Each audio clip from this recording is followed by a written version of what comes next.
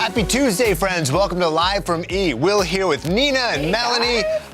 Lots to get to today. We're going to start off with the latest on R. Kelly. So when we last spoke, he had not yet posted bail. Today, he is out of jail. He pleaded not guilty yesterday to 10 counts of aggravated sexual abuse made against him. Meanwhile, John Legend was on the Today Show this morning talking about R. Kelly's arrest. Now, you'll remember the directors of the documentary Surviving R. Kelly went to a ton of celebrities. John was the only one, if one of the only few, to talk about it on camera. So here's what he had to say about it this morning. I'm so glad that the documentary was made. I'm so glad that the victims got to have their voices heard. And I think them having their voices heard, this story being retold, and I think it inspired the law enforcement to move on some things that they weren't moving on before. I think it's been a long time coming. I think a lot of us kind of tolerated or looked the other way on that issue for a long time. And a lot of people were being hurt for decades, and we looked away for too long. Yeah, so some other news this morning. R. Kelly had a show or a concert planned in Germany, canceled. It was in April, no more. Lawyers for R. Kelly's accusers say that even more women will be coming forward.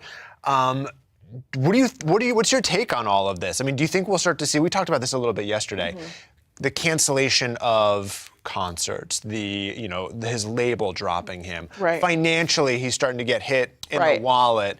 That could be one of the things that leads to the people who had held so closely to him start to fall away because now there's no money coming in. You wonder what the motive is because, if you've watched the documentary, you see that it says that in order to have someone be able to move like this, you need a machine behind you. You need people who are willing to comply with you, who are willing to kind of help you.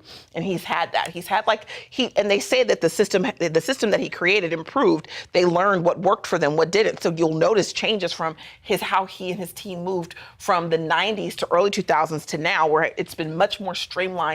There's less of a paper trail. They even have moved to states where the age of consent is different. All of these things have contributed to him to be able to continue. But a lot of the motivation for these people has been fame and money, to be associated with someone this famous. If the money goes away and the only thing that's attached is negativity, a lot of these people will jump ship. It's kind of like any other, this is going to be an assumption, but any other sort of organized crime ring.